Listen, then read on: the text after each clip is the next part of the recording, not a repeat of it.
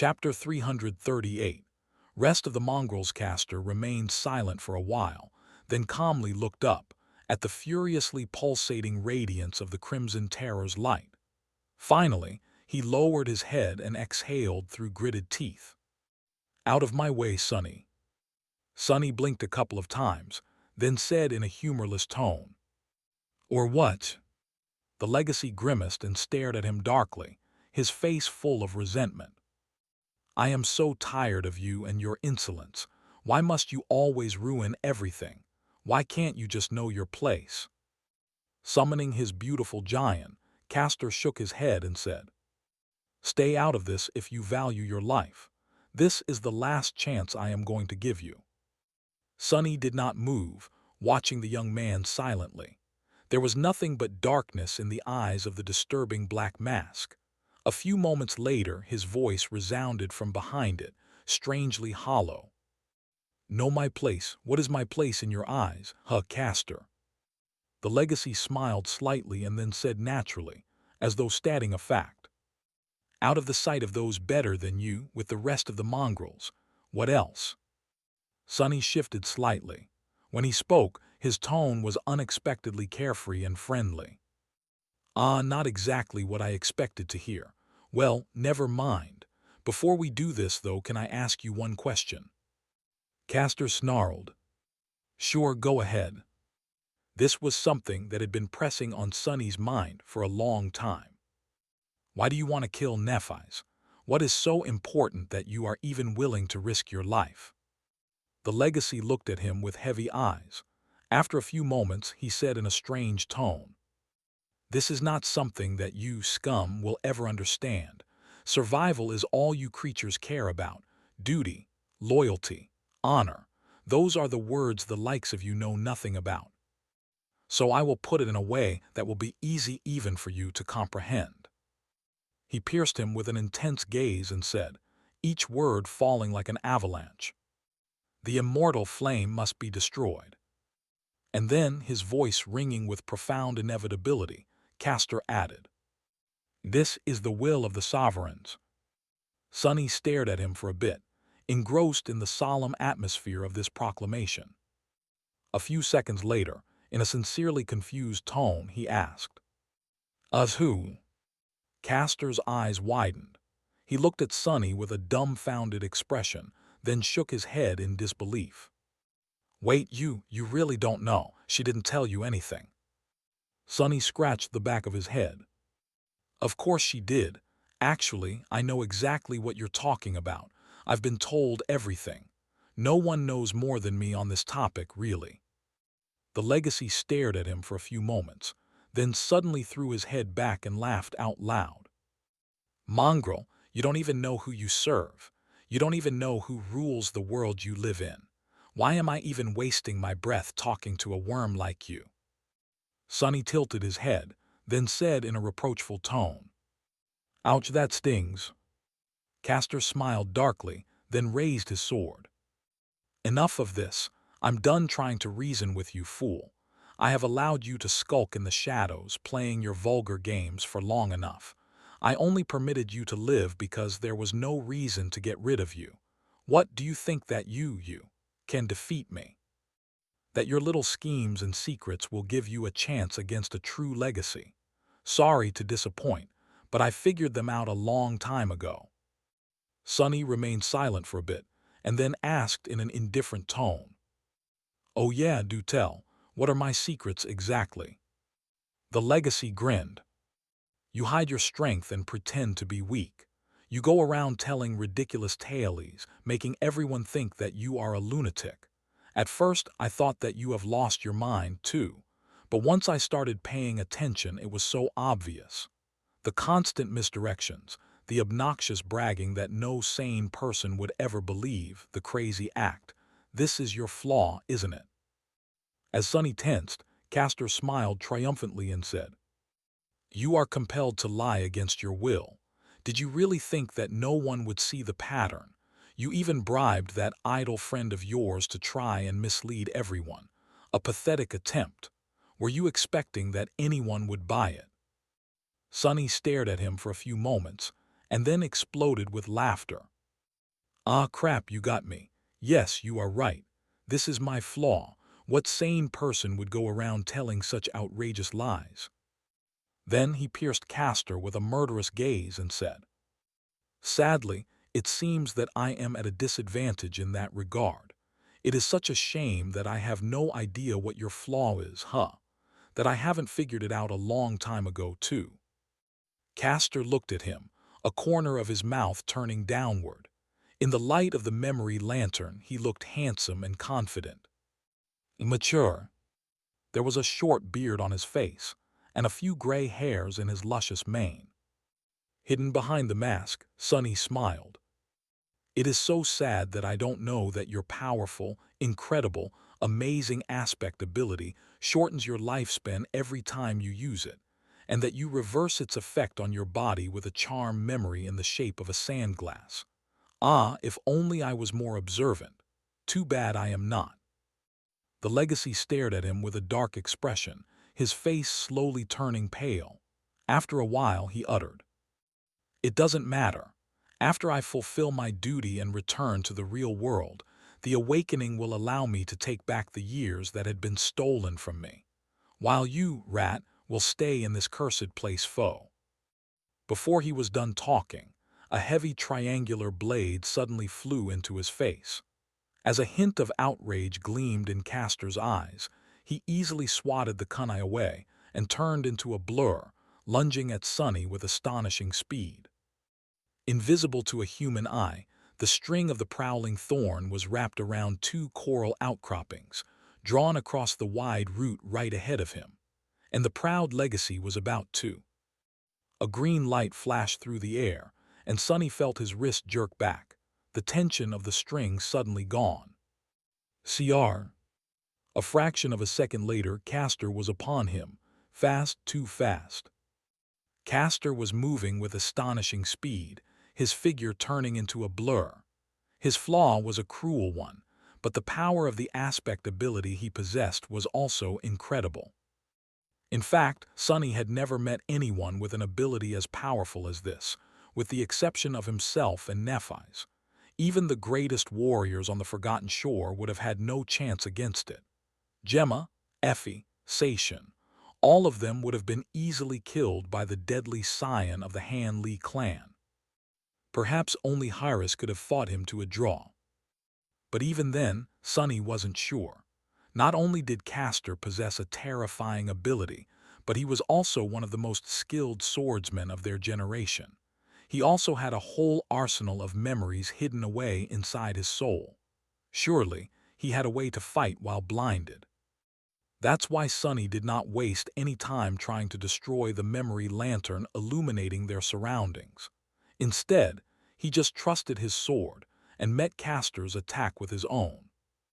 Two swords collided in the air, and in the next moment, Castor flew past Sonny and slowed down, eventually coming to a stop. A drop of blood fell off the tip of his giant. Sonny staggered. "Curse you." The sleeve of the puppeteer's shroud was torn, and there was a shallow cut on his shoulder. He had managed to deflect the strike aimed at his heart, but wasn't fast enough to avoid being wounded after all. On Castor's face, there was a dark expression. Looking at Sonny, who was still alive, he grimaced and spat. "Not bad. This is going to be entertaining at least." Hidden behind the mask, Sonny grinned. "Oh yeah, I'm having a lot of fun myself, thanks." Of course, that was a lie. Back in the academy, Castor had been the only person to defeat Nephi's. Granted, all of them had been much weaker back then. Neph also had not used her aspect ability, while Sonny was using his to augment himself right now. Because of it, the gap in speed between the two of them was not completely lethal, and yet he was incomparably slower. In terms of pure physical ability, Sonny had no hope of surviving this duel. But he already knew the secret of how one had to fight against Castor. He had learned it from Changing Star herself during that short and fateful spar. A year ago, Nephi's had been in a similar situation, and yet almost defeated her swift enemy. She had anticipated Castor's moves instead of reacting to them, and due to that, his speed advantage had been made less severe. This was what Sonny had to do now. Of course, to achieve such a feat, one had to possess an intricate understanding of the underlying laws of combat and a true mastery of both their mind and their body. Luckily, Sonny was one such man. He had obtained clarity a long time ago and spent every waking hour sharpening his skill and instincts. His mind had entered into the state of flow, making his perception stark and all-encompassing, his thoughts quicker. His intuition was enhanced by the knowledge of the essence of battle. That gave him a chance to win. A moment later, Castor attacked again, and Sonny jerked the midnight shard sideways, blocking the ghostly green giant at the last possible moment. Yup! He had begun to chain the next move even before the two blades collided. A split second later, the Legacy brought down his sword in a downward slash, aiming at Sonny's head. However, it was deflected. Thrusted the neck. Once again, sliding down the length of the takai and biting Sonny in the shoulder. This time, the leather pauldron of his armor held, but just barely. Almost instantly, Castor pulled the giant back and then immediately thrust it forward, aiming to cut the enemy's throat. The midnight shard awkwardly pushed the gleaming blade away, but not fast enough. Another shallow cut appeared on Sonny's neck, seeping with blood. Damn it! Infuriated, Sonny tried to counterattack, but was forced to concentrate on nothing but defense.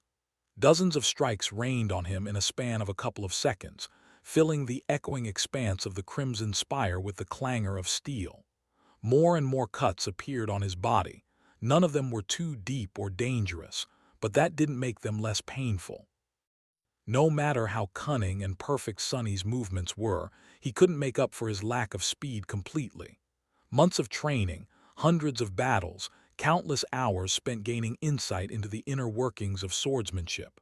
Castor had done all of that too, and then some, and he was so much faster. But somehow Sonny was still alive. Not only was he alive, he wasn't even seriously injured yet. At some point, he feinted a block and dodged the blade of Castor's sword instead, then whipped his empty hand forward, as though trying to punch the Legacy in the head. At the last moment, however, a ghostly stiletto appeared in his hand, only to be thrown aside by a powerful hit of the giant. Sonny barely managed to save his arm from being severed at the wrist. Sparing him a contemptuous glance, Castor snarled, "Cretin, have you forgotten that I was there when Changing Star gave you that memory?" Sonny gritted his teeth and lashed out with the austere takai, buying himself a moment to regroup. "I guess it slipped my mind." With that, he suddenly hurled the moonlight shard at the Legacy, then followed it with a fearsome thrust of his sword. Castor easily dodged the stiletto, deflected the takai, and kicked him in the stomach, sending Sonny staggering back with a pained moan. For a fraction of a second, he was wide open. His enemy did not miss that opportunity, turning into a blur as he lunged forward. The gleaming giant flashed through the air, and at the same time, Sonny suddenly spun and twisted his body. The two of them almost brushed against each other as Castor flew by. A moment later, Sonny shuddered and bent over, blood streaming from a deep wound on his side. The Legacy turned around and smiled cruelly, a hint of satisfaction reflecting in his eyes. "Not so boisterous now, are you, worm?" Sonny groaned and slowly straightened his back, pressing one hand against his bleeding side. His voice sounded strained and solemn. "Ah yes, that didn't go exactly as planned." Then he tilted his head and raised his other hand, staring at the object dangling from a torn chain that was gripped in it. Suddenly, Castor's hand shot toward his neck. "You!" Sonny grinned and dangled the sandglass charm in the air. "Wait, wow, how did this thing get here?" Castor gritted his teeth, and the stolen memory immediately began to radiate a subtle white glow. He was trying to dismiss the charm and return it to his soul core. Before that happened, however, Sonny caught it and clenched his fist, ruthlessly shattering the crystal hourglass into tiny pieces. Castor's eyes widened. "Bastard!" As his shout resounded in the darkness, the shards of the precious memory flew to the ground, turning into sparks of light and disappearing as they fell. For a few seconds, both of them stood without motion. On Castor's face, shock and disbelief were mixed with fury, indignation, and fear. Slowly, he raised his head and pierced Sonny with a hateful gaze. "You scum!" His voice was trembling with suppressed rage. Good, rage is good. Anything that makes him lose control is G. In the next moment, Sonny got hit in the chest and flew back with a pained scream. Although he somehow managed to deflect the tip of the enchanted giant, the legacy still ended up slamming into him like a speeding train. The blade of his sword pierced the puppeteer's shroud once again, slicing Sonny's forearm. "Got him it." This was just unfair. The shroud was a Tier 5 memory of the Awakened rank. Where did the bastard find a weapon that could cut through it so easily? Well, Sonny more or less knew where. Who was to say that the ghostly green giant wasn't of the same tier, if not higher? Legacy clans had a lot of powerful memories in their treasuries. Unlike him, hitting the ground in a roll, Sonny dashed to the side and used the pommel of the midnight shard to slam Castor's hand away. He barely saved himself from being decapitated. Shaken, Sonny threw a handful of coral dust into the air and retreated. A moment later, his enemy emerged from the dust like a vengeful demon. The damned giant was once again aimed at his heart. But Castor looked different. It seemed that Sonny was right on the money with his guess about the proud science flaw and the purpose of the mysterious charm memory. Before, Castor had already looked slightly older than the other members of the cohort, which was strange, considering that both Effie and Kai were supposed to be the oldest among them. This was what had initially caught Sonny's attention, because back at the academy, there had been no such difference. However, now that the crystal sandglass was broken, time seemed to be catching up with the legacy. If anyone were to see him now, they would have assumed that he was in his late 20s, perhaps even early 30s. He still resembled the youth that Sonny had met just a year ago, but just barely. Instead, a handsome, mature, powerful man was attacking him, his dark skin still smooth, but already showing the signs of future wrinkles at the corners of his eyes and mouth. There were several silver hairs in his beard. Straining every muscle in his body, Sonny stood his ground and parried the deadly thrust, then dodged to the left. Once again, he was a fraction of a second late, and another cut appeared on his body. Curses! With a pained grimace, Sonny dodged, evaded, parried, and blocked, continuing to retreat and create distance between himself and Castor. At some point, a furious roar made his ears ring. "Get back here, you rat! Why are you running like a coward?" Hidden behind the mask and struggling to breathe, Sonny gritted his teeth and hissed. No reason in particular. The next time he and Castor clashed, the legacy appeared to be in his late 30s. Now, he resembled a man in his prime. His powerful physique became even more formidable, his broad shoulders straining the metal of the sturdy scale armor. His temples were gray, and his beard had silver streaks running through it. He looked like the kind of older man young girls would be utterly smitten by. Sonny groaned as he felt another laceration appear on his body, pushed Castor away, then dashed back. The midnight shard flew from one side to another, from low to high, not stopping even for a split second. The ringing of steel fused into a continuous, deafening clamor. He felt as though his lungs were on fire, but couldn't allow himself to slow down even for a moment. A momentary lapse was going to cost him his life. Come on, this is not much worse than facing against Saint. But it was worse, so much worse. Even while augmented by the shadow, Sonny couldn't resist Castor's furious onslaught. He was stronger and much more resilient, but that was the thing about sharp weapons. They were created to make the amount of force required to kill someone much less demanding. A skilled swordsman that relied on speed could dispatch of an enemy with one well-aimed touch of the blade. To someone like Sonny, Castor was a nightmare. If not for the blood weave, he would have grown weak and slow from blood loss a long time ago, just from the numerous cuts on his body. And yet, he resisted and continued to retreat, desperately deflecting one lightning-fast strike after another. The next time Sonny got a good look at the proud legacy, he felt a cold shiver run down his spine. Attacking him was an old man. His gaunt face was laced with a spiderweb of wrinkles, and his hair and beard were completely gray. There was almost no sign left of the handsome youth he had known and despised for so long. Castor was still full of power and vigor, though. His fury was still as murderous and scathing as it had been before. His speed, however, was just a tiny bit slower. Die, mongrel! With a furious roar, Castor brought down the ghostly giant down on Sonny, who was still reeling from the previous blow.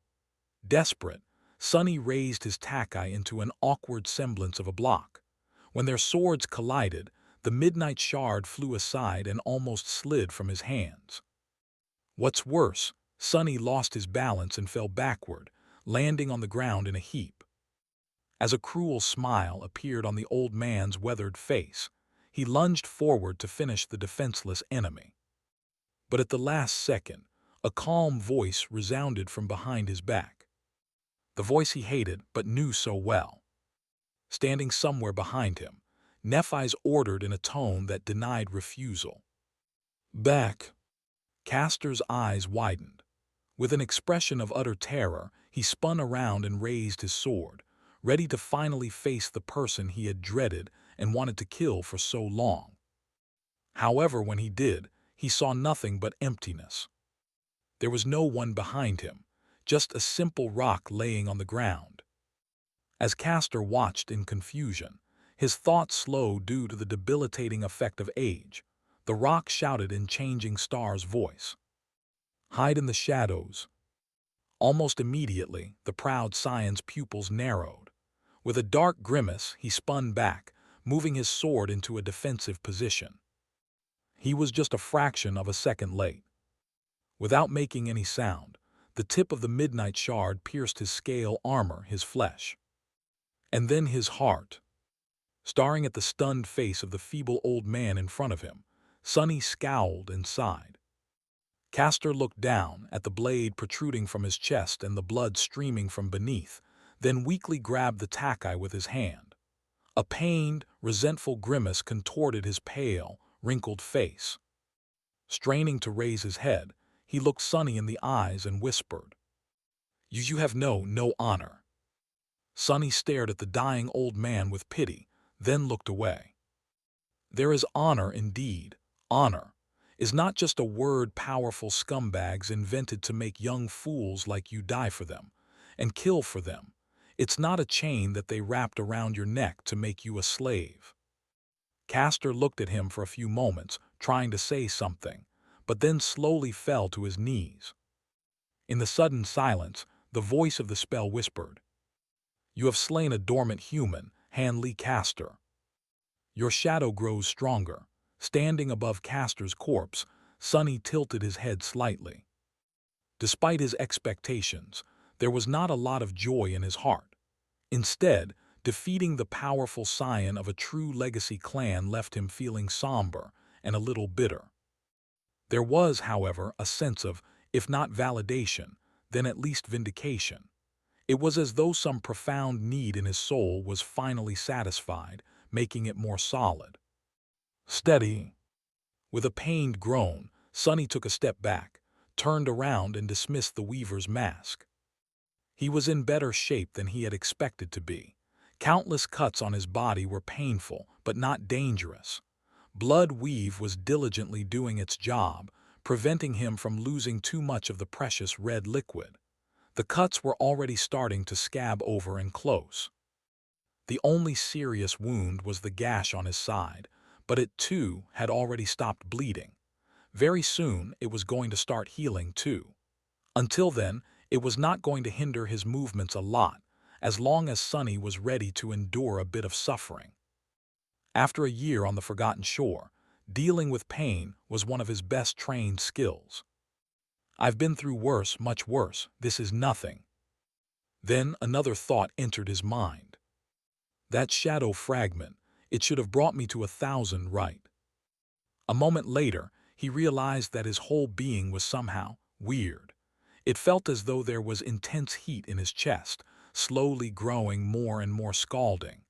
This sensation was not exactly physical, but more of a spiritual one, like the core of his soul was undergoing a violent change.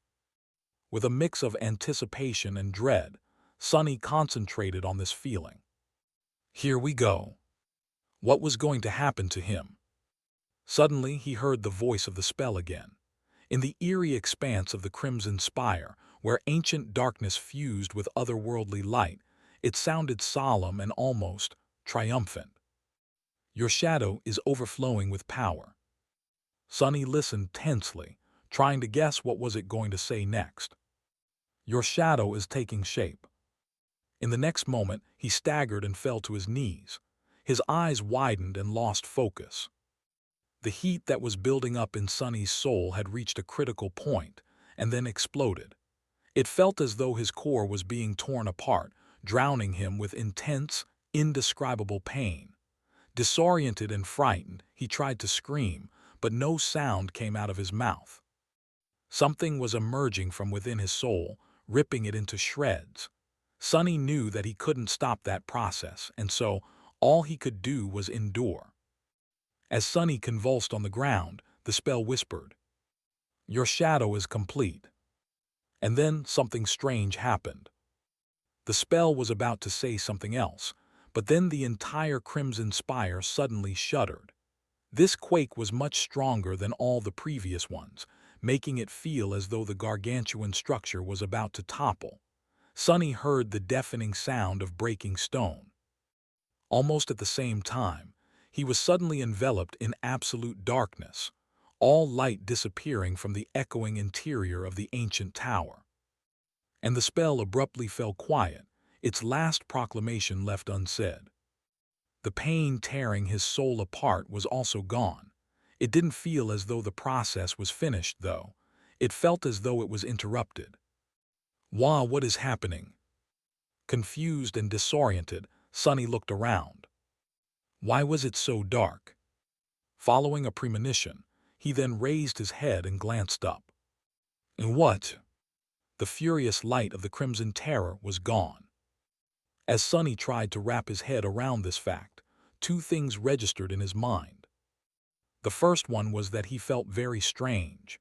His chest was still full of ethereal heat, but there was also something else. Some kind of interference.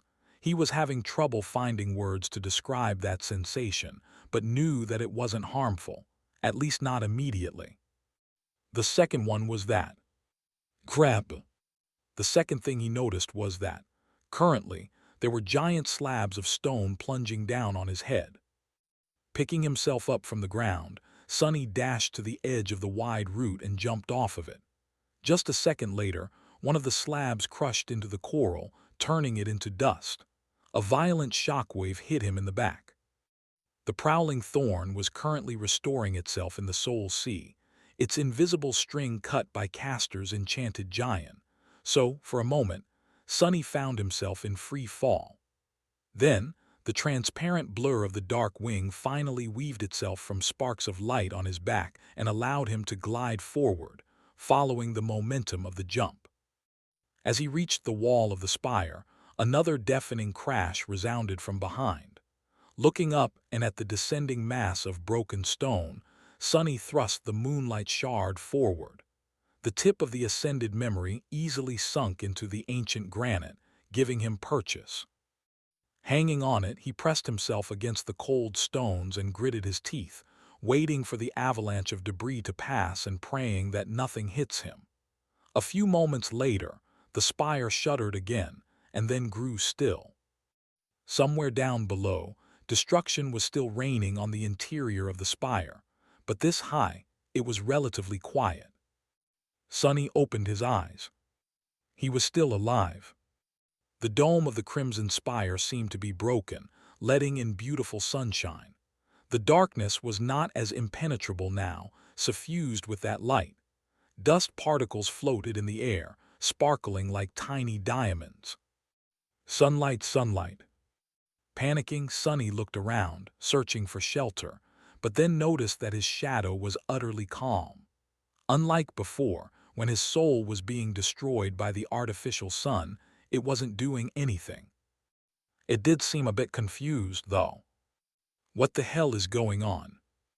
Perplexed, Sunny decided to make absolutely sure that the annihilating power of the terror was gone from the rays of sunshine, and dove into the soul sea. What he saw there shocked him so much that he almost let go of the hilt of the moonlight shard and fell down. The entire landscape of the tranquil sea was changed. If before there was nothing but darkness, now it was filled with blinding white light. The light flowed through Sunny's soul, making the silent waters ripple and swirl. Up above, the black sphere of the shadow core was burning with furious flames. It trembled and seethed, as though overflowing with power. However, that power was being suppressed by the current of light, which prevented it from spreading outward. Beneath it, there was a massive whirlpool. Stunned, Sunny stared at the unrecognizable expanse of his soul and didn't know how to react. What the hell is this? Full of unease and dark thoughts, he hesitated for a bit and then summoned the runes. Everything was the same as the last time he had glanced at them, except for one line. Shadow fragments, 1000/1000. Not everything. In the cluster of runes describing his attributes, a few new ones appeared. Concentrating on them, Sunny held his breath and read. Attribute Soul Conduit, Soul Conduit. The attribute had no description, nor was its acquisition announced by the spell. Staring at the runes for a few more seconds, Sunny cast one last glance at the white void of his soul sea and left it. He had no answers for this mysterious sequence of events, but his intuition was ringing the alarm bell. He was almost sure that the strange and painful process that began after he had absorbed the last shadow fragment was somehow interrupted. The white light permeating the soul sea felt unnatural and wrong, like something external to it rather than natural. The mysterious new attribute was most likely connected to this external influence instead of to the saturation of the shadow core. In fact, Soul Conduit was most likely the manifestation of the radiant force that was currently suppressing the core. In that sense, this attribute was more akin to the mind hex of the soul devourer than to the blood weave. It wasn't something that Sunny had achieved or acquired. It was forced upon him, for reasons yet unknown. Gritting his teeth, Sunny shifted and changed his grip on the handle of the moonlight shard.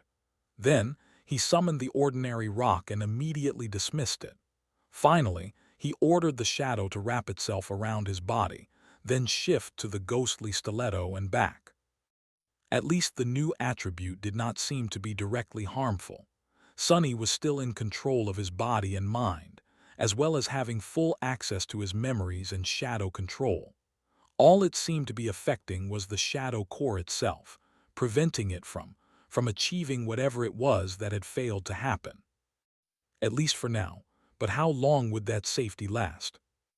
Raising his head, Sunny stared at the pinnacle of the crimson spire.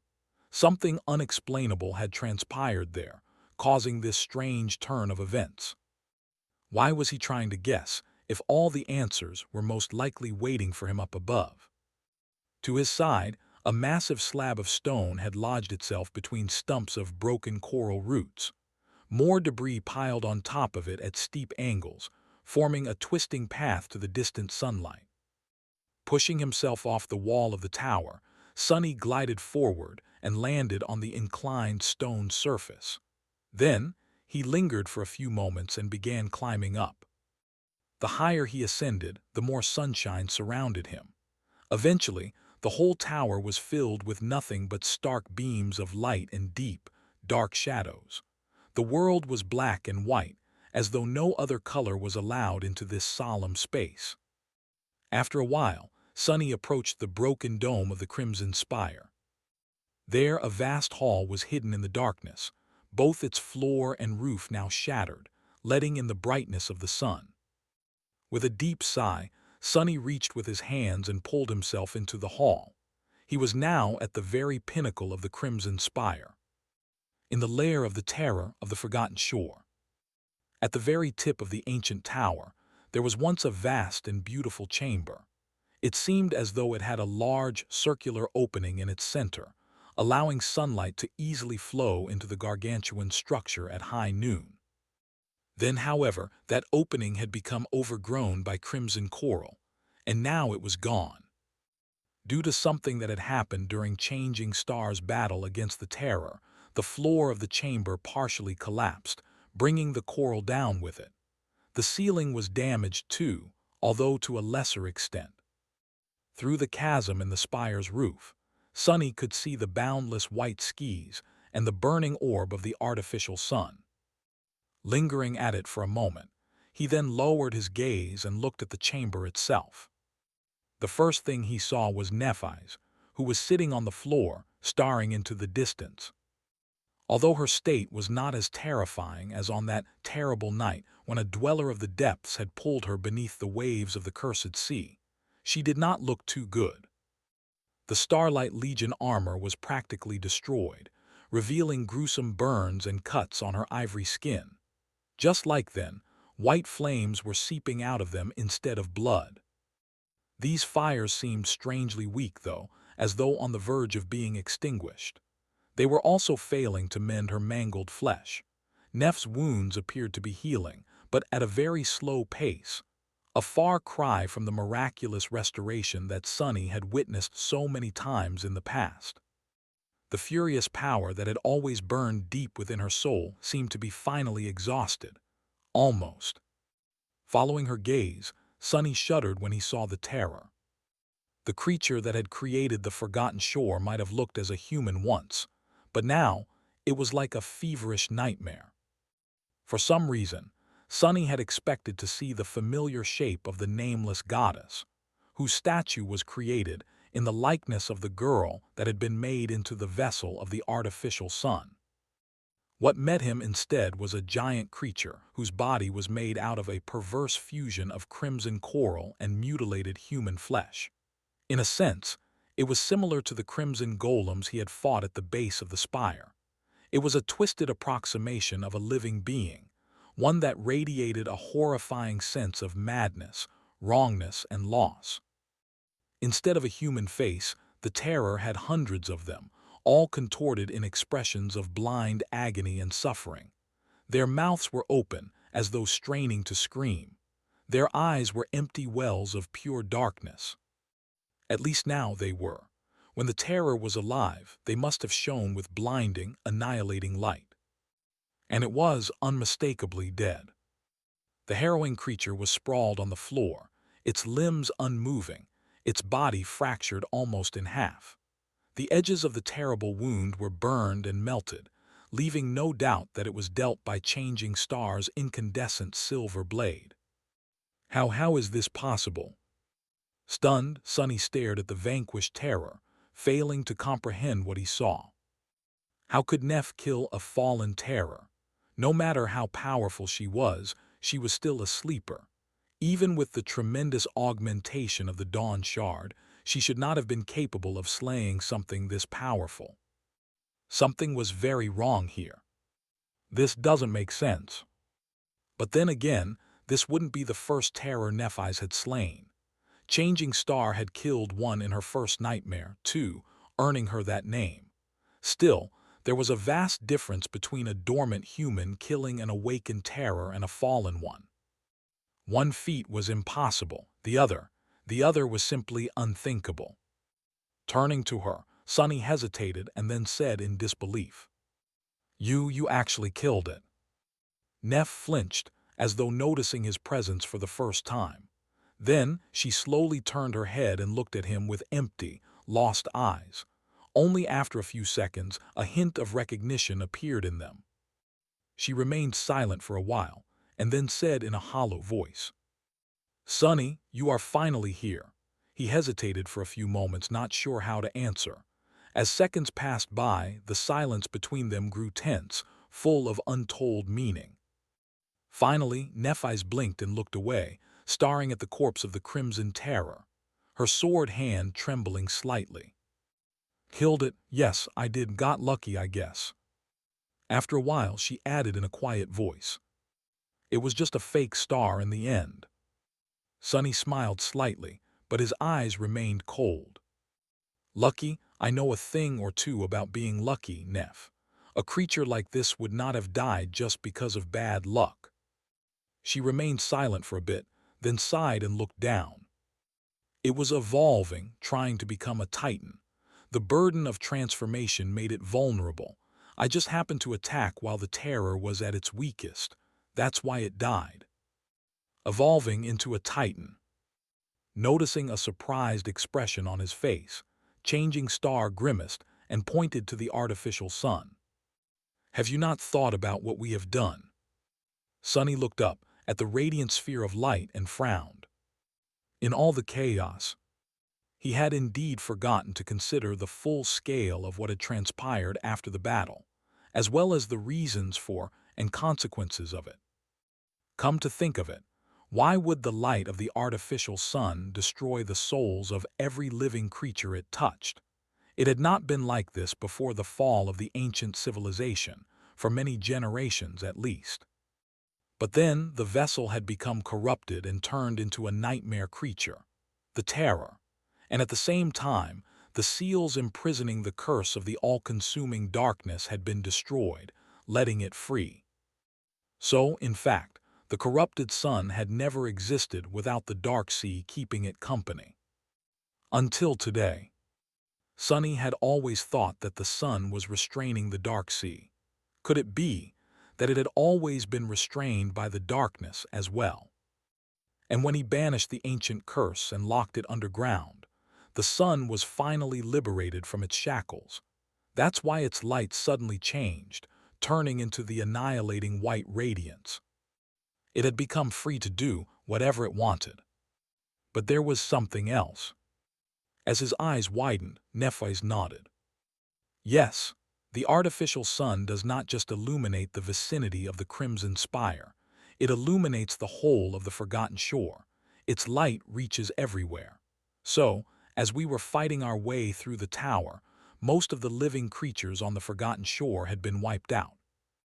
All that death, all those countless souls, guided into the spire by the labyrinth like a colossal hecatomb to fuel the evolution of the Crimson Terror. And Nephi's just happened to attack while the Terror was in the throes of that terrifying transformation. Well, that wasn't a coincidence, most likely. Sonny had not forgotten the thoughtful look on her face as Neph had peered out of the gates of the spire before giving the Dreamer army the command to advance. He shivered, only now realizing that this whole region of the dream realm was now almost completely empty of life. Only a few nightmare creatures must have survived, those who were lucky enough to hide from the deadly sunlight in time, or were powerful enough to resist it. Such a boundless influx of souls would indeed be enough to push the Crimson Terror to the next step of its evolution, devolution. Whatever it was that happened to nightmare creatures as they grew more powerful. Not that Sonny knew anything about this matters, but if anything could cause something like that, then the evisceration of an entire region of the dream realm would certainly do the trick. Now, however, the terror was dead, and its corrupting influence was gone, turning the artificial sun back to its normal self. It couldn't be that easy, though. As if answering his thoughts, the spire shuddered again.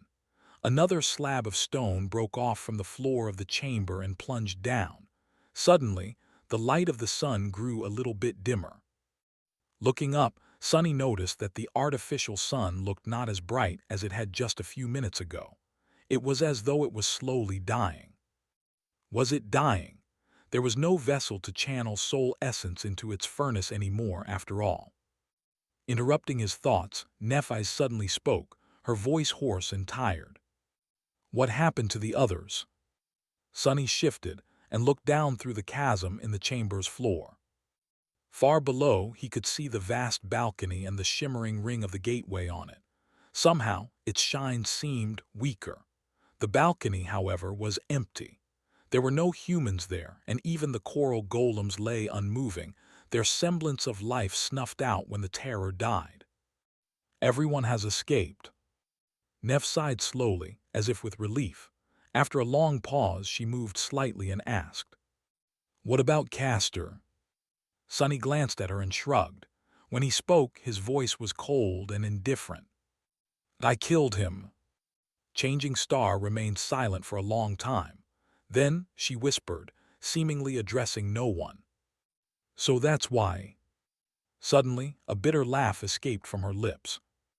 Nephis raised her hands and pressed them against her face, as if overwhelmed by some deep, dark emotion. After a few seconds, her muffled voice reached his ears. "You shouldn't have killed him, Sunny." Sunny snarled. "Yeah, why exactly?" She remained motionless for a few seconds, and then slowly lowered her hands and put them on her knees. Her face was pale and bleak. "Have you checked your attributes?" He nodded and looked at her with a curious expression. "I did. There's a new one there, Soul Conduit." Changing Star stared into the distance and nodded. "Yeah, same for me." Sunny raised his eyebrow and asked, his voice calm and steady, "Any idea what it means?" She did not say anything for a while, and then turned her head to look at him. "Have you not figured it out?" He shrugged. "I was a bit preoccupied. Why, what is it?" Nephi sighed and looked at the walls of the chamber. Finally, she said, "This whole tower is a giant soul machine. It was created to collect soul essence and funnel it into the artificial sun. However, it can't function without one small but crucial gear, a human to serve as the fulcrum of all that power, the conduit for all those souls."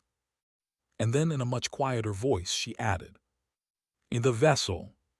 Sunny shuddered, then stared at the corpse of the repulsive creature, the previous vessel of the artificial sun. Nephis had killed it, destroying a crucial part of the spire's mechanism, and so the spire found it a replacement. The two of them, the only two humans left on the forgotten shore, conveniently hiding from the obliterating sun inside the ancient tower. One would be tempted to say that it was fate. What does it mean for us exactly? Are we going to turn into something like that thing? Neff slowly shook her head. Not yet, not for a long time. The terror had absorbed most of the souls it had reaped after the battle, and there's no one to make sacrifices to the sun now. The labyrinth, too, is now dead. Echoing her words, the spire trembled once again, and somewhere down below, a deafening sound of crushing stone could be heard. Sunny tilted his head. "So what's the problem? Can't we just get the hell out of here and never come back?" Changing Star looked at him, her eyes full of cold, bitter emotion. "You don't get it, do you?" After that, she gritted her teeth and said, "The Crimson Spire is a machine, and the gateway is a part of that machine. The spire can't function without a human serving as the sole conduit, and neither can the gateway. There has to be a vessel inside the tower for the gateway to work." She slowly rose to her feet, swayed slightly, and finally pierced him with a dark gaze. "Which means that only one of us can escape." Sunny stared at her for a few seconds, then looked down at the distant ring of the gateway. Finally, he turned back to Nephis and said, "I don't suppose you'll stay behind and let me go." Changing Star looked at him, her striking gray eyes full of intensity and nascent white flames. "I was about to ask you the same." Sunny lingered for a moment, then grinned. "Not a chance." Slowly walking away from the edge of the chasm, Sunny stopped opposite Nephis and looked at her. In his dark eyes, there was nothing but coldness. "Well, it's not like we didn't know for a long time that this would be how things end, did we?" She stared at him for a while, then smiled bitterly. And we did. Indeed, they knew. From that terrible day when Sonny had first understood the meaning behind Cassie's vision, he suspected that one day, in order to survive, he would have to kill Nephis. This was the truth he had chosen to hide from, even if it meant losing his mind.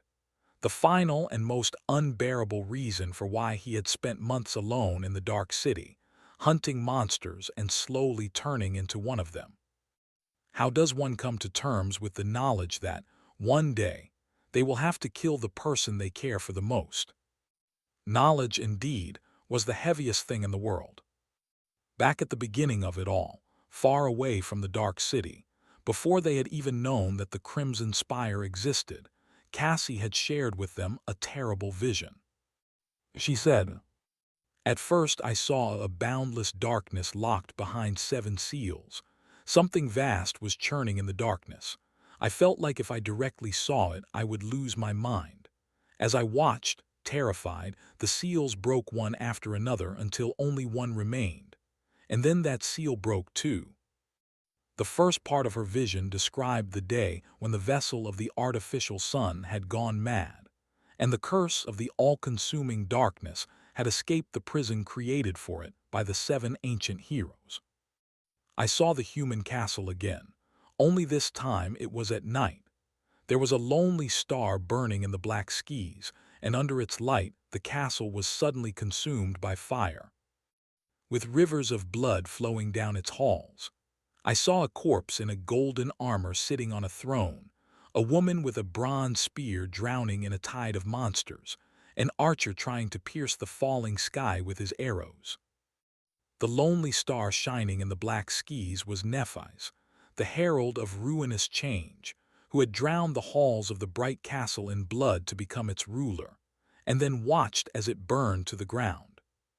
The corpse in the golden armor was Gunlog, who had died on his white throne, killed by her hand. The woman with a bronze spear and the desperate archer were Effie and Kai, who had almost perished fighting against the nightmare horde during the siege of the Crimson Spire. In the end, I saw a colossal, terrifying Crimson Spire. At its base, 7 severed heads were guarding 7 locks, and at the top, a dying angel was being consumed by hungry shadows. When I saw the angel bleed, I suddenly felt as though something so precious that it can't be described with words was taken from me. 7 severed heads guarding 7 locks were the heads of the giant statues, who stared at the star sigil that Sonny had used to banish the dark sea. And the last part of the prophecy, it wasn't that hard to understand, too. Nephis was the dying angel, the precious thing that was going to be taken from Cassie, and Sonny was the hungry shadow that consumed her. It was their fate. Then I felt so much sorrow, pain, and rage that what little remained of my sanity seemed to disappear. That was when I woke up, I think. This was the last thing Cassie had said. Looking at Nephis, Sonny sighed and turned away. "I warned you, didn't I?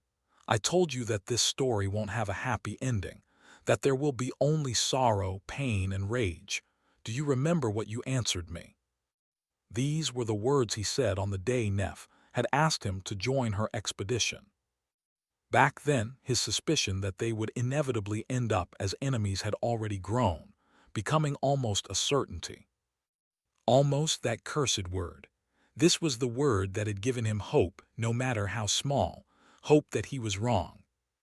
But despite that hope, Sonny had been preparing for this moment for a long, long time. It was because he had known that he would have to face Nephis in combat that he had decided to incorporate Saint's methodical style into his technique, why he trained without rest, day and night, not sparing himself from the pain and hardship. If his only skill was one that she herself had taught him, what chance did he have of defeating her? It was for that reason that he had climbed to the highest point of the hunter's statue and spent a night alone there, steeling himself for the inevitable future, forcing himself to accept the terrible truth that, soon, he would have to kill Nephis. It was because of this that he had refused Changing Star's offer to heal him. How could he allow her to endure the terrible pain of the white flames, knowing that she would be suffering for the sake of her future killer. And it was because of this that he had not tried to learn all of her secret plans, remaining comfortable in his role as a hired mercenary, an outsider. He had known that, no matter what, they would end up here in this moment, forced to fight each other. Fate was a terrifying enemy to fight against.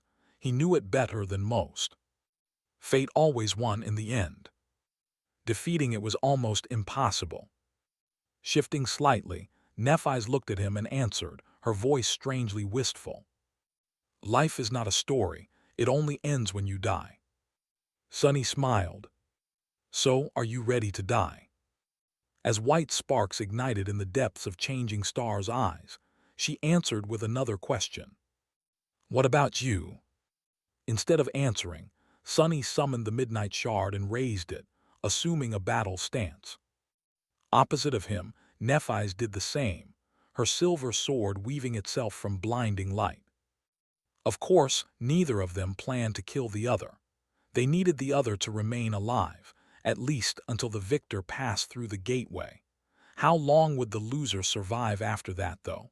Especially if they were beaten terribly enough to lose the ability to resist further. Staying behind meant death. As the ancient, gargantuan tower quaked around them, balancing on the edge of collapse, lost from light and Changing Star prepared to cross their blades, Sunny and Nephi's looked at each other, the air practically crackling with tension at the point where their gazes met. The white flame seeping from Changing Star's wounds suddenly flashed in a furious outburst, closing some of her wounds and making others seem less severe. After that, however, it grew weak and disappeared, retreating back into the furnace of her soul. As a pained grimace contorted the young woman's face, a dim radiance then slowly shined from beneath her ivory skin. At the same time, the shadow flowed up and wrapped itself around Sunny's body, making it brim with power and vitality. He inhaled deeply and slightly moved, shifting his weight from one leg to another. How can it end? Before the thought could fully form, Sunny ruthlessly destroyed it and banished it from his mind. This was the last obstacle on his way back to the real world, and the most deadly. Sunny had fought many terrible creatures in the cursed hell of the Forgotten Shore, but none of them were as fearsome and dangerous as Changing Star. This was going to be his hardest battle yet. To win it, he had to be absolutely clear, absolutely focused. He couldn't allow himself to feel anything, be distracted by anything. No doubt, no fear, no regret, no compassion. Only determination, only resolve. Only murderous will to prevail.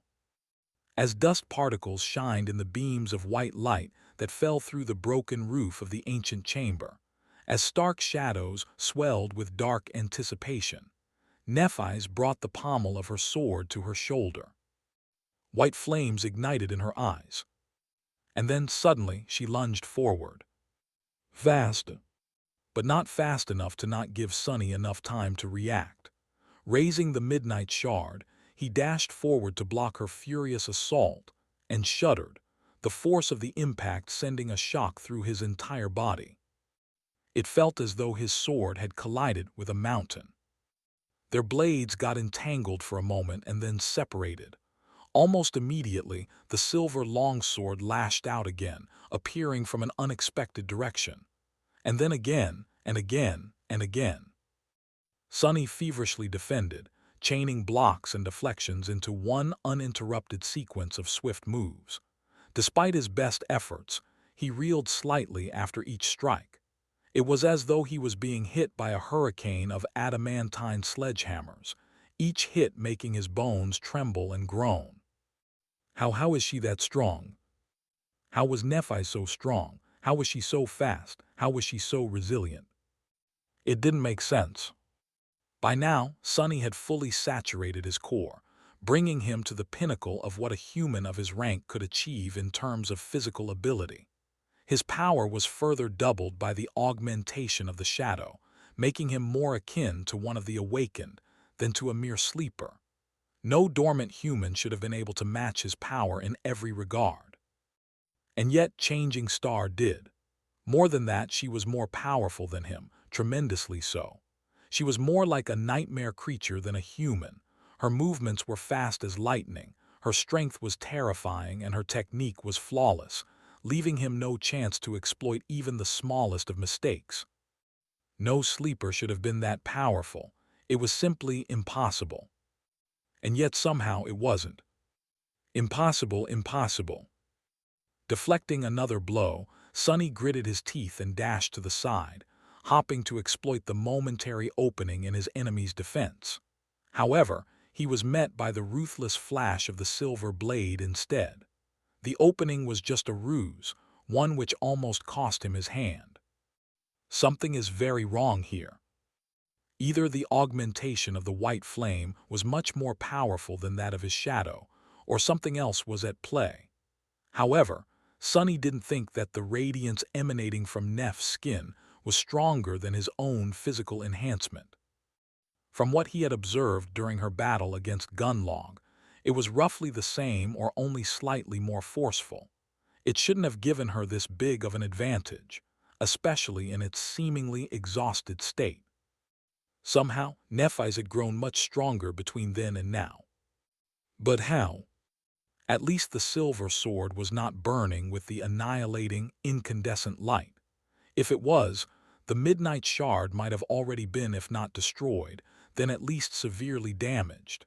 In that regard, luck was still on Sonny's side. They exchanged several more blows and disengaged for a fraction of a second, then closed in again. Changing Star's sword shot forward, missing Sonny's face by a few millimeters, or so he thought before sensing warm drops rolling down his cheek. A thin cut appeared on it, swelling with blood. Just a little bit to the right, and he would have lost an eye. Shaken, Sonny deflected the sword away, preventing Nephi's from slicing his neck with a reverse cut, and leaned forward in an attempt to ram her with his shoulder. Changing Star easily sidestepped around Sonny and brought her weapon down, forcing him to block from a disadvantageous position and stagger back. Curse it! Their violent clash must have looked furious and morbidly beautiful. Both moved with incredible speed and possessed ferocious strength. Both were skilled and experienced, forged into formidable killers by hundreds of deadly battles. One was darkness and shadows, while the other was radiance and light. But the true combat was happening somewhere else, invisible to the naked eye. This fight was as much about strategy and insight as it was about physical prowess and technique. After all, to excel as a fighter, one had to master both their body and mind. Nephi's might have been unnaturally fast and strong, but what really made her devastatingly deadly was her own battle genius, her incredible level of understanding of the laws and principles of combat. Armed with it, she was able to predict what her enemy was going to do even before they themselves knew it. But that was not all. The scariest thing about Nephi's was that, through that understanding, she was even able to manipulate and dictate her opponent's actions, turning them into her puppet.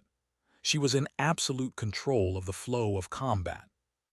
Combat was her domain, just like shadows were his. But Sonny was not a novice either. He was a master of manipulation too. But more importantly, he had enough insight and knew Nephi's well enough to, if not deceive her, then at least not allow her to lure him into an inescapable trap. That was why, for a dozen torturously long seconds, neither of them had been able to seriously wound the other. Even if Sonny was locked into desperate defense and outmatched in every regard, he still managed to hold Changing Star's monstrous onslaught off. At least for now. Finally, the two of them disengaged and stepped back, pausing for a few moments. Sonny was breathing heavily, his bloodied face turning even more pale than usual. Nephi stared at him with a grim expression, her own breathing laborious and pained.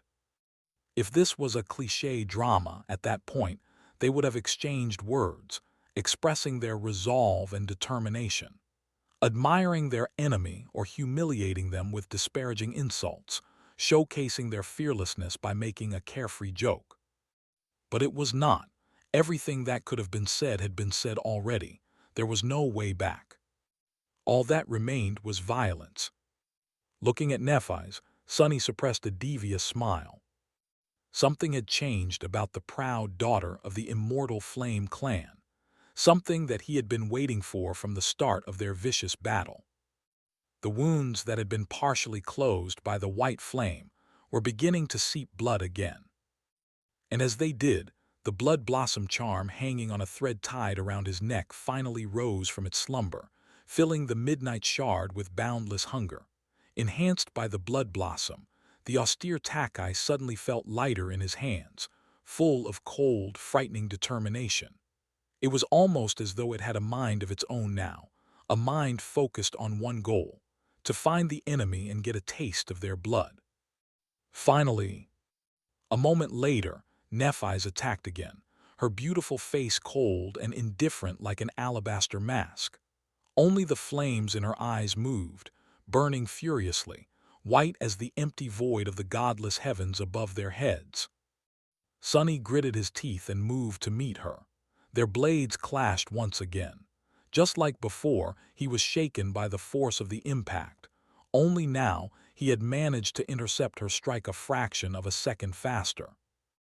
It was as though the midnight shard was ever so slightly pulling his hand, making it move with a bit more speed, aim a little better, withstand the pressure of the strikes with a subtly less strain. In the next few seconds, that change had become more apparent. Before, he had no chance to launch an offense. Changing Star was reveling in her flowing and unpredictable battle style, her every movement oppressive and unpredictable. This unpredictability alone made him wary of committing to an attack. Of course, Sunny was using the same style, but even though he had mastered it to an admirable degree, his technique was by no means equal to that of Changing Star. What was worse, she knew it far better than him, so his moves could potentially be predicted with terrifying ease. The only reason why Sunny was still on his feet was because of the elements of the Saint's grounded style that he had incorporated into his own. Measured and precise, but also capable of explosive counterattacks, it allowed him to both defend against Neph's ruthless assault and restrain her to a certain degree, using the threat of a sudden reversal to keep her from going all out. More importantly, she was less familiar with that style, which allowed him to diminish the predictability of his movements. And now, with the help of the blood blossom, Sunny was able to resist Nephi's more efficiently, even if it was just by a tiny amount. But the measure of that difference didn't really matter, because the longer their fight went on and the more she bled, the stronger he would become. It wasn't long before he finally managed to land a hit, the tip of his sword scratching against one of her gauntlets. This is just a begin. However, his thought was instantly interrupted. What? Nephi's suddenly changed her behavior. Perhaps she had sensed the shift in the dynamic between the two of them, or perhaps she was just desperate to end this fight before her powers ran dry and her terrible wounds finally caught up with her. Or maybe there was some other reason, one that Sunny failed to account for. But regardless of it, Neph suddenly abandoned her previous calculated attack pattern and instead descended on him in a rain of deadly steel, her defense crumbling and leaving her open to retaliation. Caught by surprise, Sunny barely had time to shift his stance and block. The midnight shard was thrown down by a violent blow, pressing against his shoulder. The silver longsword slid across its length and scratched against the guard of the Takai mere centimeters away from Sunny's throat. For a few heartbeats, the two of them struggled desperately, trying to overpower the enemy. Their bodies were so close that Sunny could feel Neph's breath on his cheek, as well as the heat radiating from her skin. Damn it! She was just stronger, so much stronger. Little by little, her sword angled forward, and then bit into his skin, blood flowing on its silver blade. With an angry growl, Sunny let go of the hilt of the midnight shard with one hand. His fist shot toward Changing Star's body, the ghostly stiletto appearing in it at the last moment. But of course, Nephi's had anticipated that. She twisted her torso, allowing the moonlight shard to leave a deep but harmless scratch on her breastplate. In doing so, she had to relieve pressure on the takai, allowing Sunny to push her sword away from his neck. But before he could jump back, Neph finished her attack by delivering a devastating blow to his head with the pommel of her sword. Disoriented, Sunny staggered back. He felt blood streaming into his eyes and lost his vision for a moment. Even shadow sense was useless, because he simply couldn't differentiate up from down right now. Suddenly, his heart was full of dread. Think. He had maybe a fraction of a second left, before suffering a complete defeat. What is she going to do? The silver longsword was currently, raised slightly above him after the upward strike.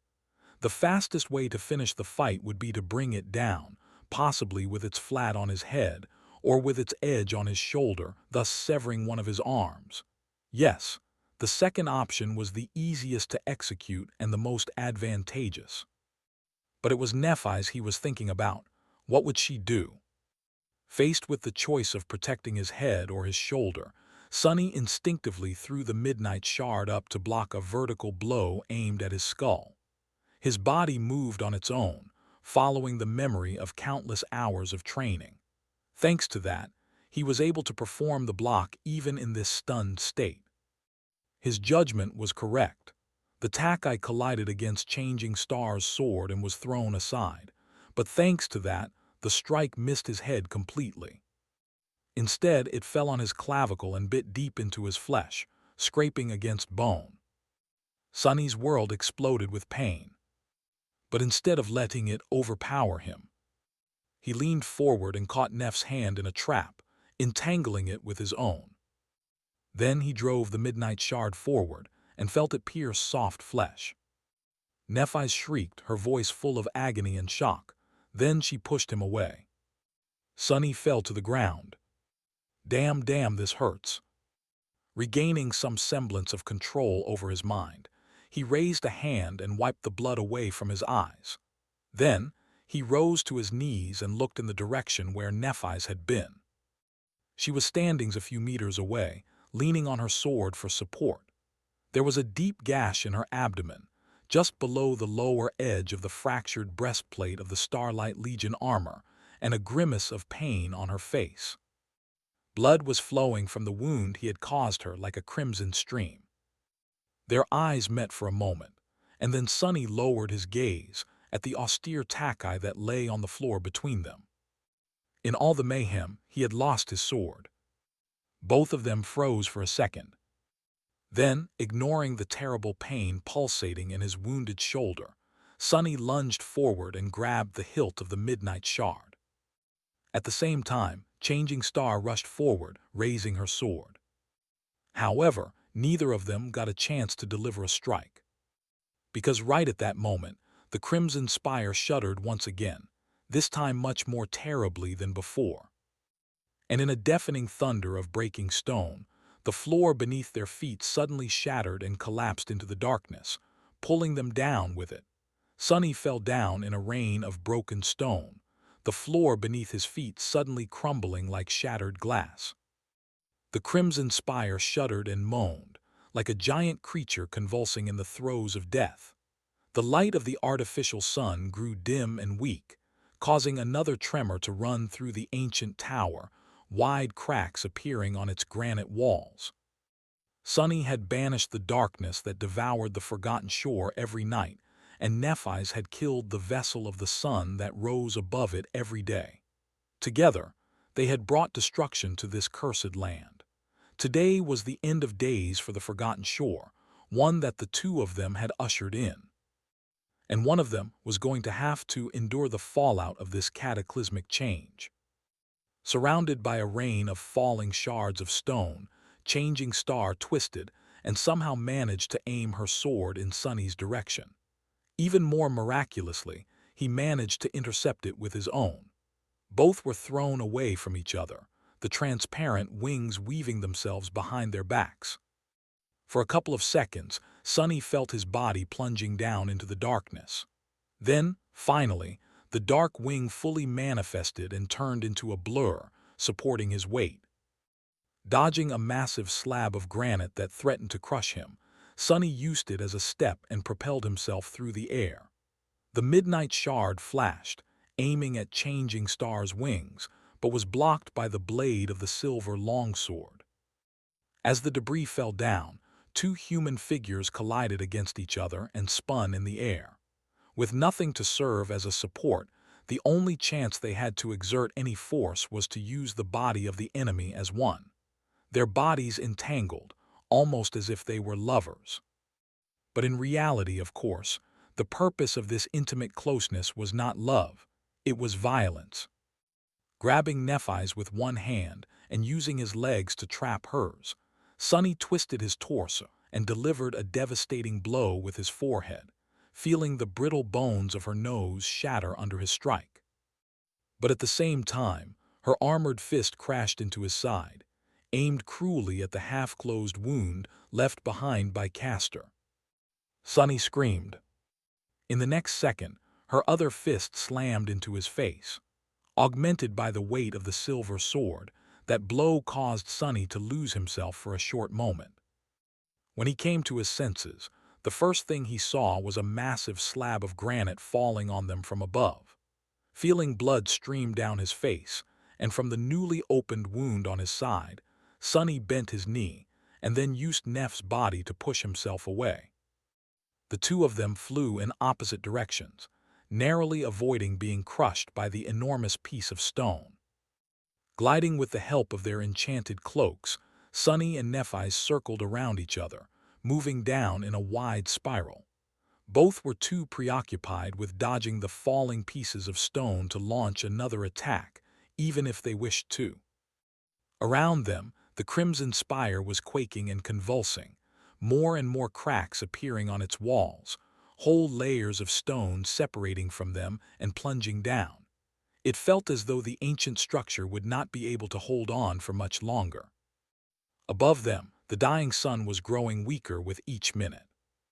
And down below, the runes surrounding the perfect circle of the gateway were shimmering in the darkness, their light slowly becoming unstable. Concentrating on the distant balcony, Sunny hesitated for a moment, then threw a glance at Nephis. Then he dismissed the dark wing and plunged down, abandoning the safety of flight. Instead, he chose to fall.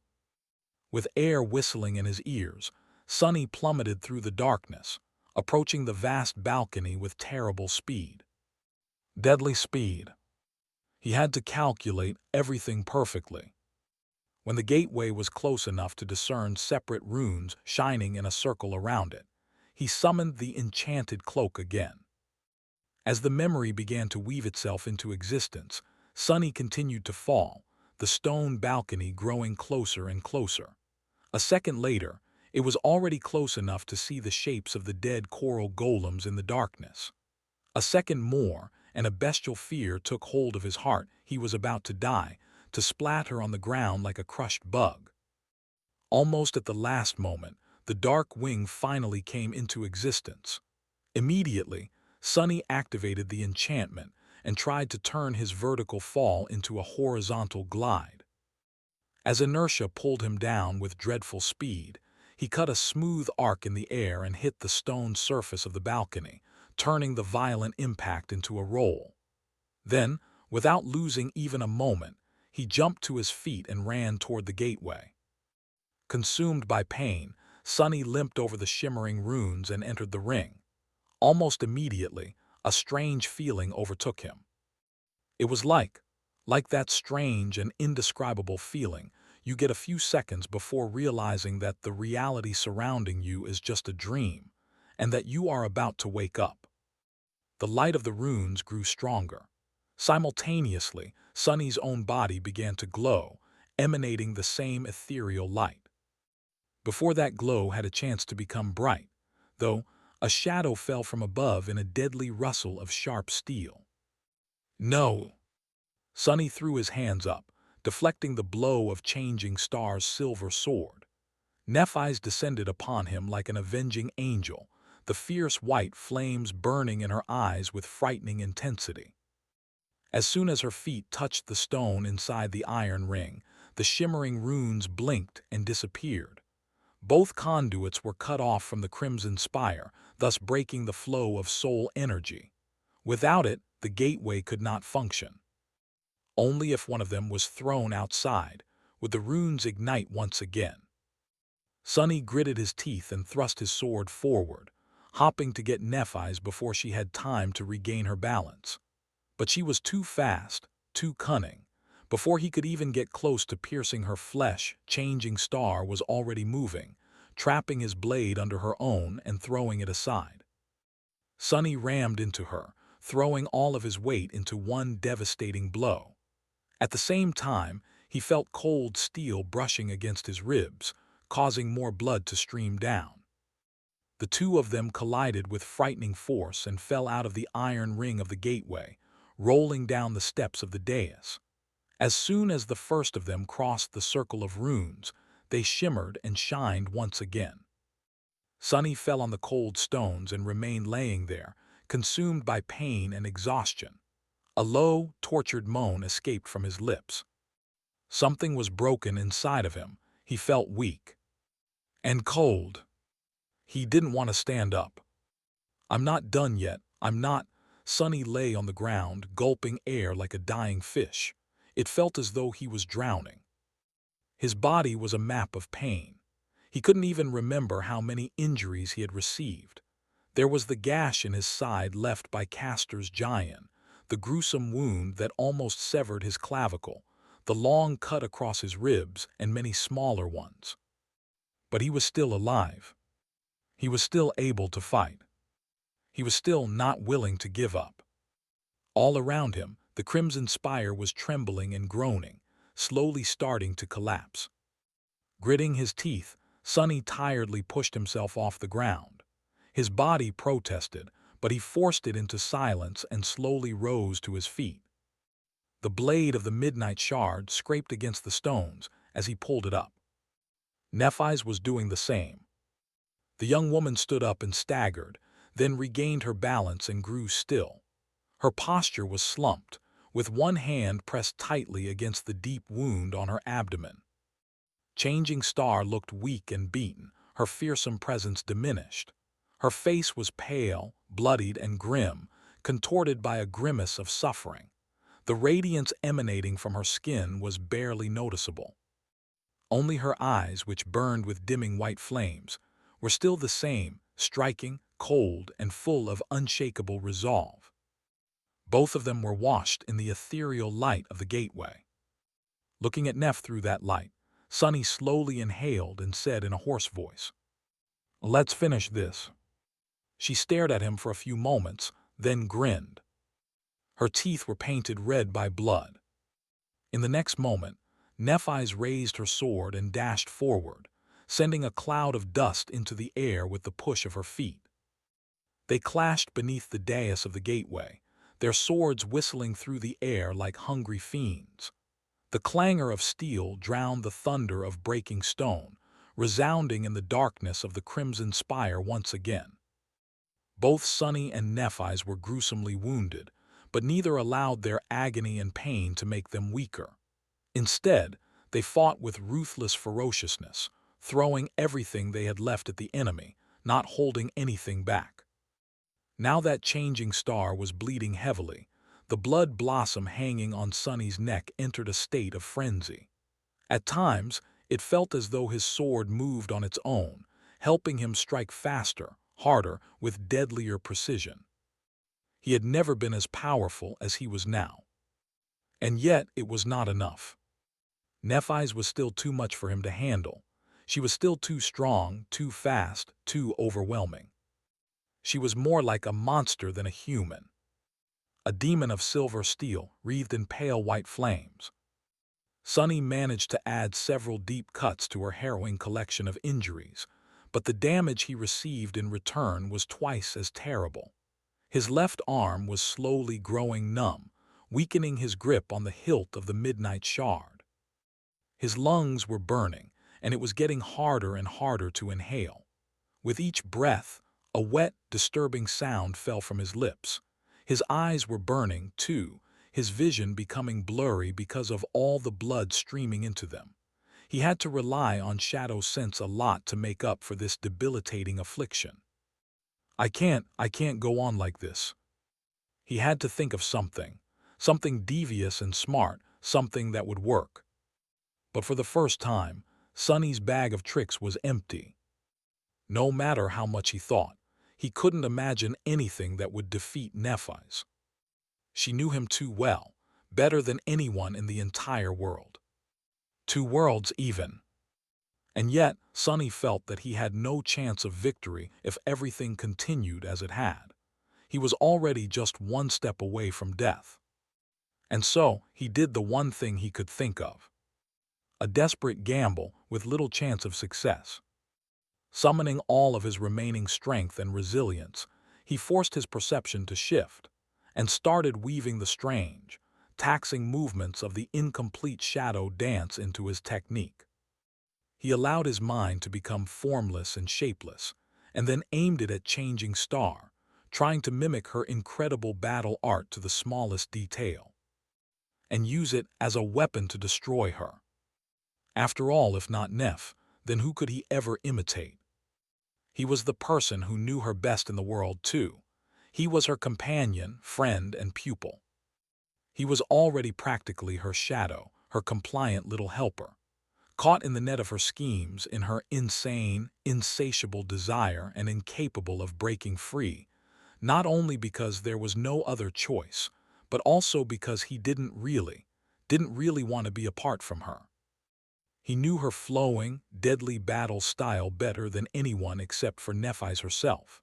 After all, he had practiced it as well, spending countless hours to master its foundation and gain insight into its principles.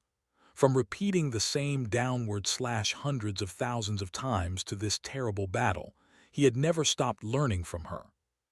If he had a chance to make that one final step to mastering the first level of shadow dance, it was in a fight against her.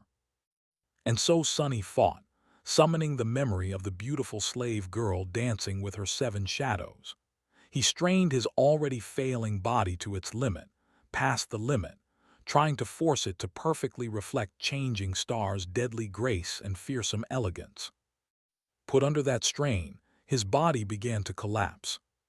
Sonny felt as though there was something brittle in the center of his chest, a small part of his body that was slowly cracking under the pressure. With each move he made, a new crack appeared on its surface. He just hoped that he would make the breakthrough before that small part exploded. If he could endure just a little more, do a little more, understand a little more. But in the end, he didn't.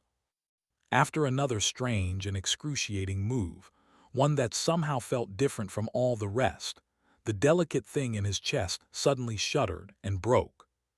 For a moment, Sonny felt as a marionette whose strings had been cut. His eyes widened in horror. And then the midnight shard shivered slightly. In the next second, the invisible well of power hidden in his soul opened, and a flood of rejuvenating strength carried his exhaustion away. When something in Sonny's chest shattered, the hidden enchantment of the midnight shard, unbroken, came into effect and opened the floodgates of power to support him in the desperate, defiant last stand. Of course, the blood weave was enhanced by it too, boosting its restorative powers. The virtuous cycle was complete, simultaneously making him much stronger and bringing him away from death's doorstep. Changing Star's sword whistled through the air, aiming to pierce his flesh, and was thrown aside by the forceful push of the austere Takai. For the first time since the beginning of their brutal fight, Sonny didn't reel because of the violent shock reverberating through his bones. Now he had reached the absolute pinnacle of his power potential. With his core fully saturated, the shadow wrapped around his body, the blood blossom filling his memories with frenzied might, and the unbroken enchantment of the stalwart blade doing the same for his body, Sonny was as strong as he would ever be before becoming an awakened. Now he was finally able to match Nephis. Almost. Astoundingly, incredibly, irrationally, she was still stronger. How damn it. Sonny moved and fought, blood seeping from his terrible wounds. Although the gap in power between him and Changing Star had diminished significantly, it was still there, making him miss his attacks by a fraction of a second, be too late to block and deflect by a hair's breadth. He was still losing. As the two of them clashed furiously, sparks of burning metal flying into the air from the point where their swords met, the light of the artificial sun had grown dim and unstable, and the crimson spire continued to break apart. At some point, an enormous piece of granite crashed into the vast balcony, showering them with a rain of sharp splinters. A net of cracks appeared on the stone surface beneath their feet, slowly widening as more debris fell down. Both of them were thrown to the ground by the shockwave of the collision, but immediately got up, lunging at each other with dark, murderous determination. Sonny dodged the tip of the silver longsword and thrust his takai forward, leaving a deep cut on Neff's forearm, slicing her muscles apart. At the same time, she made a step forward and slammed the pommel of her sword into his mauled clavicle, making Sonny's mind explode with pain. He heard someone scream, their voice hoarse and full of indescribable suffering, then realized a moment later that that bestial voice was his own. Soon the scream turned into a growl. He wasn't done yet. He refused to be defeated. He refused to give up. He still had a chance to win. Because through all of this, Sonny had continued to push himself toward mastering the first step of the shadow dance. Just before something shattered in his chest, thus causing the midnight shard to open the well of hidden power, he had sensed an approaching epiphany. It was already there, at the precipice of his mind, but his body was not strong enough, not malleable enough to manifest it into reality. Or at least it had not been before receiving the boon of the unbroken. Now everything changed. Sonny felt that he would be able to make a breakthrough with the help of the powerful enchantment. Every strike, every block. Every step brought him closer to finally being able to complete the foundation of his elusive battle art, to bring his vision of it to fruition. Taking a pained breath, he deflected another vicious attack, hesitated for a split second, and looked away from Nephis. Instead of watching her body and her movements, he instead gazed at her shadow. The shadow shifted slightly, facing away from the glowing ring of the gateway. Its shadow hands moved, raising a shadow sword. The shadow sword fell, aiming to cut the shadow's enemy down. And suddenly, it felt as though a door opened in his mind. Everything suddenly fell into place, everything connected. What was fragmented and obscured before now became clear and whole.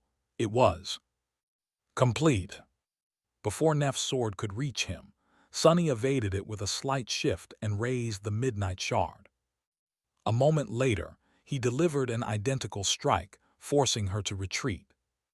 Like that, Changing Star was already attacking again, moving with speed and precision that seemed inhuman. Sonny mirrored her movements, and their blades collided in the air, causing a rain of sparks to fly down. His style changed slightly, growing more graceful, smooth, flowing, deadly. Just like hers. No, this is wrong. The point of shadow dance was not to mirror every movement, to become a literal copy. It was to understand the very essence of the enemy's style and turn it against them. Sonny scowled and changed his grip on the midnight shard slightly, then attacked, manifesting the essence of Changing Star's technique into his own body. Suddenly, he was able to see her intentions with more clarity, understand the pattern of her steps better. He was able to perform every action she had performed, but also those that she had not used yet. After all, he was not a reflection but a shadow.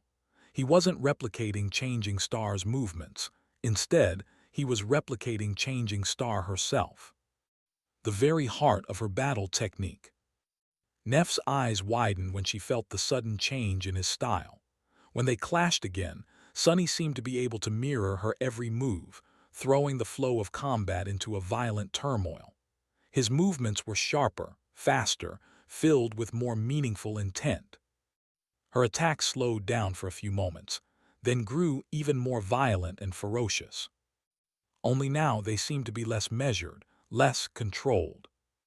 It was as though she had lost her absolute grasp on the cadence of the battle, and was now compensating for it with brute strength. Sunny suspected that the small advantage he had gained wasn't going to last long. Nephi's was too smart and too gifted to allow this lack of understanding to persist. Soon, she was going to see through the guiding principle of his newly established style and adjust to resist it. Even he couldn't predict what was going to happen then. That is why, despite his best judgment, Sunny gritted his teeth and escalated his attacks, sacrificing any semblance of defense in the process. This had to end fast. At first, he was able to see Neff's intentions with a considerable measure of clarity, allowing him to react to her attacks slightly before she started to move. When possible, he mirrored her strikes to throw the flow of the battle into chaos. His own came with a tiny delay, lagging behind the enemy by a fraction of a second. Then they happened at the same time. And then, miraculously, his attacks started to come in advance of changing stars, even if the difference was barely perceptible. That was all Sunny needed. In the terrible crescendo of their merciless duel, blood fell to the cracking stone of the gateway balcony like crimson rain. He dashed forward, turning his torso sideways to let the silver longsword miss his chest and rip through his bicep instead. As a blinding wave of pain flooded his mind, Sunny caught Neff's arm with his own, and then, twisting it, brought his fist on her elbow, shattering it. As pieces of bloodied bone tore through her skin, Nephi shrieked terribly and made an awkward move, trying to smash him in the head with the flat of her sword. But because it was now only held in one hand, the force and speed of that strike were not as formidable as that of her previous attacks. Diving under the blade of the silver longsword, Sunny fell to one knee and pushed the midnight shard forward in a horizontal cut, its blade tearing through Neff's abdomen and exiting in a flood of blood from her back. Pulled by the inertia of her attack, Nephi's made a step forward and came to a sudden stop. As the sword slid from her grip and clattered to the cold stones, she swayed a little, and then fell heavily to the ground. The radiance of her skin was slowly fading away. With his back to her, Sunny stared into the darkness. After a few moments, he closed his eyes and sighed. Over. A second or two later, he stood up, turned around, and walked toward the broken figure of the young woman, who was still trying to reach for her sword, blood spilling from her mouth. As Sunny's shadow fell on Nephi's, she gritted her teeth and spat. It's not over yet. I can. Ruthlessly throwing the silver longword away with the tip of his boot, Sunny looked at her from above and said in a tired, listless voice, "You can't, it's over, Neph." Then he looked away at the shining dais of the gateway. His face was hidden in the shadows. "You're done." He won. Looking at the shining gateway, Sunny tasted that word. Why was it so bitter? Why was it so painful? Why wasn't it sweet and joyous? With a dark grimace, he glanced at Nephi's and then turned away. What could he say to her that had any meaning? One of them was going to escape this hell, and the other was going to stay. One was victorious, and the other was defeated. One of them was going to live, and the other was going to die. Any words he could find would be empty, but not empty enough to express the hollow sense in his heart. His feet trembled as he made the first step toward the gateway. To hell with this. Why did his heart have to feel so heavy? Why wasn't he celebrating? He deserved to be saved. He struggled and suffered to get to come this far, enduring countless horrors that would have broken and destroyed anyone else. He bled and fought, clawing his way to this point, never allowing himself to rest or stop growing. He was the strongest. He was the last one left standing. Not the countless nightmare creatures of the forgotten shore, not Horus, that damned hunchback, not Gunlog, the mighty bright lord, not Castor, the strongest even among other legacies, not even Changing Star, the last daughter of the legendary immortal Flame clan. No, it was him, a homeless kid from the outskirt with no place to call his own, someone whom no one had ever expected to survive, let alone thrive in the ruthless embrace of the nightmare spell, whom everyone considered to be below them, an inconsequential nobody with no chance of ever becoming anything else. Well, he showed them all, had he not? Gritting his teeth in anger, Sonny made another step. To hell with you. Behind him, Nephise had finally abandoned her hopeless attempts to reach her sword. As Sonny walked away, she slowly crawled a few steps, then arduously pushed herself and sat up, leaning on a piece of rubble. The light of the gateway reflected in her eyes as she watched him go, hunched, seemingly unable to move any more. Stepping over a wide crack in the stone that was slowly approaching the shimmering circle of runes, Sonny came to the iron ring. Now, only one step separated him from freedom. But instead of making it, he suddenly froze, looking into the distance with a grim expression on his face. A second passed by, then another. The crimson spire shuddered once again, sending more stone falling down. As the light of the artificial sun grew so dim that it was almost impossible to see, Sonny swayed a little, then turned around and walked back to Nephise. Stopping above her, he lingered for a moment, then kneeled, so that their faces were on the same level. Looking Neph right in the eyes, Sonny raised his hands and clapped several times. Finally, he said in a terrible, furious voice, "Congratulations! You almost fooled me. Thanks for watching. Please subscribe and like the video and comment down if anything wrong in the story, and if have any suggestion to a new novel or want next part of any series, comment down. Our target is to get 1K subscriber. There will be surprise for all of you. Stay tuned."